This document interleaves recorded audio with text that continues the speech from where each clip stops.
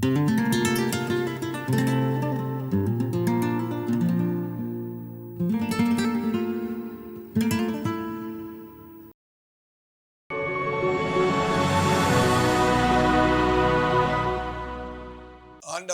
இயேசு கிறிஸ்துவினுடைய நாமத்தினாலே உங்கள் அனைவருக்கும் எங்களுடைய அன்பின் வாழ்த்துக்கள்.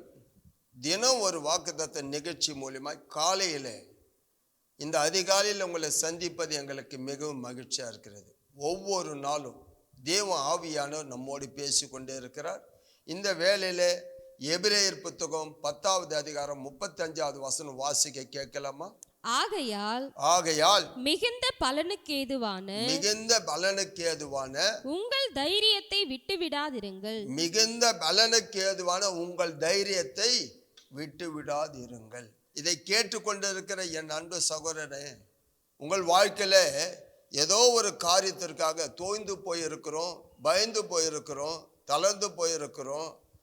அதனால ஏதோ ஒரு காரியம், ஒரு வியாதியாக இருக்கலாம், இல்லை டாக்டர் சொன்ன காரியமாக இருக்கலாம், இல்லை மற்றவங்களுடைய காரியம், ஏதோ ஒரு செய்தி நம்ம காதில் கேட்கும் போது அந்த பலன் நமக்கு குறைகிறது, பயம் நமக்கு வந்து விடுகிறது, அடுத்த காரியத்தை அடுத்த ஸ்டெப்பு நம்மளால் செய்ய முடியாமல் போய் விடுகிறது.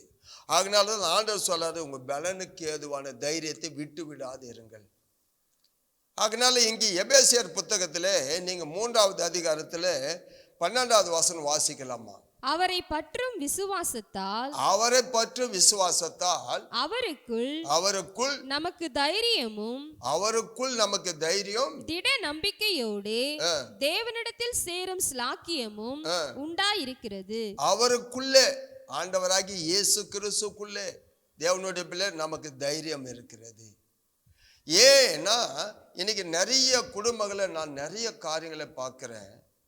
என்கிட்ட பிரேயருக்கு வர ஜனங்களை கேட்குறேன், எதுக்கு எடுத்தாலும் சின்ன விஷயத்தை கூட ஒரு பெரிய பதட்டம், சின்ன விஷயத்தை கூட ஒரு பெரிய பலவீனங்கள். ஏன்னா அதனால உடல் நலம் பலவீனப்பட்டு போகிறாங்க. அதனால்தான் இங்கே ஆண்டவர் நம்மை பார்த்து இந்த காலையில் சொல்ல, மிகுந்த பலனுக்கு ஏதுவான தைரியத்தை விட்டு விடாதீங்கள். கர்த்தர் இந்த நாளில் சங்கீதம் புத்தகம் 138வது அதிகாரத்தில் 3வது வசனம் வாசிக்கலாமா? நான் கூப்பிட்ட நாளிலே எனக்கு மறு உத்தரவு அருளினீர். என் ஆத்துமாவிலே பலன் தந்து என்னை தைரியப்படுத்தினீர். நல்லா கவனிங்க, என் ஆத்துமாவிலே எனக்கு பலன் தந்து என்னை தைரியப்படுத்தினீர். அப்ப நம்ம வாழ்க்கையில தேவனுடைய பிள்ளைகளே தைரியம் அவசியம். ஆண்டவர் நமக்கு பலன் அவசியம். ஒரு மனுஷனுடைய வாழ்க்கையில் அந்த சோர்வுகள் வந்துடுச்சுன்னு வச்சுங்களேன், எதையுமே செய்ய முடியாது. அதனால்தான் சொல்றார் ஆண்டவர் இந்த காலையில் மிகுந்த பலனுக்கு ஏதுவான தைரியத்தை விட்டு விடாதிருங்கள். அப்போ எனக்கு என்ன பலன், எனக்கு என்ன தைரியம்? இந்த உலகத்தில் நான் எதை சார்ந்து வாழ்ந்து கொண்டே இருக்கிறேன்? யாரை நம்பி வாழ்ந்து கொண்டே இருக்கிறேன்? யாருடைய தைரியம்? இல்லவே இல்லை. என்னைக்கு ஆண்டவர் இருக்கார், என் பட்சத்தில் இருக்கிறார், எனக்கு துணையாக இருக்கிறார், எனக்கு பலனாக இருக்கிறார். என்னை பலப்படுத்துகிற கிறிஸ்துவால் எல்லாவற்றையும் செய்ய எனக்கு பலன் உண்டு. அந்த விசுவாசம், அந்த தைரியம் தான். அதனால்தான் எபிரேயர் புத்தகத்தில் நீங்க 13வது அதிகாரம் 6வது வசனம் வாசிக்கலாமா? அதனாலே நாங்க தைரியம் கொண்டு கர்த்தர் எனக்கு சகாயர். இப்ப சொன்னோம் பாத்தீங்களா, இதுதான் விசுவாசமே. அதனால எனக்கு தைரியம் கொண்டு கர்த்தர் எனக்கு சகாயர். நான் பயப்படேன். மனுஷன் எனக்கு என்ன செய்வான் என்று சொல்லலாமே. எந்த மனுஷன் உங்களை என்ன பண்ண முடியும்? கொஞ்சம் யோசித்து பாருங்க. அது எவ்வளவு பெரிய ஆளானா இருக்கட்டும், ஒருவேளை அதிகாரியா கூட இருக்கட்டும், உங்க அலுவலகத்திலேயோ உங்களுக்கு உயர்ந்த ஒரு அதிகாரியோ உங்களை ஒடுக்குறாங்களோ இல்லை உங்களை நொறுக்குறாங்களோ, ஏதோ ஒரு விஷயத்துல வேதனைப்படுத்துறாங்களோ எனக்கு தெரியாது. ஆனா கேட்கிற உங்கள் வாழ்க்கையில இதுக்காக எப்போ பாரு அதையே நெத்து யோசித்து உங்களை பலவீனமா நீங்க சோர்ந்து போனவர்களா இருக்க ஆண்டவர் விரும்பவில்லை. கர்த்தருடைய பிள்ளைங்க நீங்க தைரியமா இருக்கணும், பலனுக்கு ஏதுவான தைரியத்தை விடாம இருக்கணும். அப்படி இல்லைனாக்க உங்களுக்கு என்ன ஆயிடும்னா பலவீனப்பட்டு போயிடுவீங்க. நீதிமொழிகள் புத்தகம் 24:10 வாசிக்கலாமா? ஆபத்து காலத்தில் நீ சோர்ந்து போவாயானால் உன் பலன் குறுகினது. ரொம்ப யோசித்து பார்க்கணும். உனக்கு ஏதோ ஒரு பிரச்சனை வருது, அப்ப ஆண்டவர் நமக்கு என்ன சொல்லி இருக்கிறார்? ஆபத்தில் என்னை நோக்கி கூப்பிடு என்றார். சங்கீதம் புத்தகத்திலே 50வது அதிகாரம் 15ஆம் வசனம் வாசிங்க.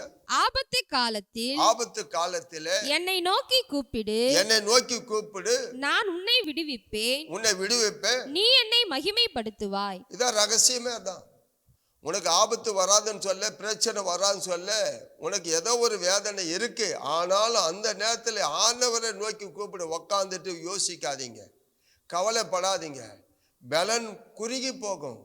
அதான் சொல்ல நீதிமொழிகள் 24:10 நீ ஆபத்து காலத்தில் சோர்ந்து போவேன்னு பலன் குறுகி போகும். அப்போ இன்னைக்கு நீங்களும் நானும் தேவனுடைய பிள்ளைல எந்த மனுஷன் என்ன செய்வான், என்ன பண்ண முடியும்?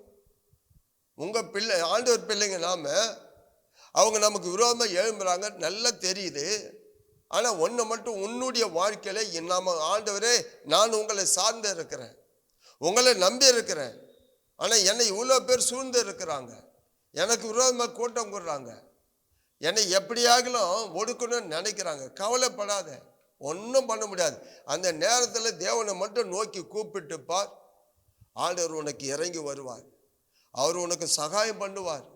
ஆண்டவர் தெளிவாக சொல்லி, நீ பயப்படாத, உன்னை நான் பலப்படுத்துவேன். ஏசாயா புத்தகம் 41:10 வாசிக்கலாமா? நீ பயப்படாதே, நான் உன்னுடனே இருக்கிறேன், திகையாதே, நான் உன் தேவன், நான் உன்னை பலப்படுத்தி உனக்கு சகாயம் பண்ணுவேன். எவ்வளவு அருமையான வார்த்தை!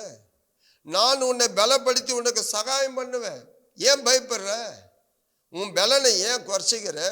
பலனுக்கு ஏதுவான தைரியத்தை விடாத. தெளிவாக சொல்றாரு, நான் உனக்கு சகாயம் பண்ணுவேன். அப்படின்னா என்ன அர்த்தம்? நான் உனக்கு உதவி செய்வேன்.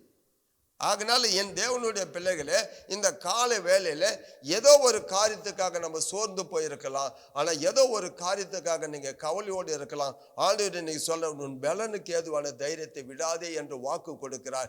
இந்த வாக்கு உங்கள் வாழ்க்கையில் அப்படியே நிறைவேறும். கவலைப்படாது. கண்களை மூடி ஜெபிக்கலாம்.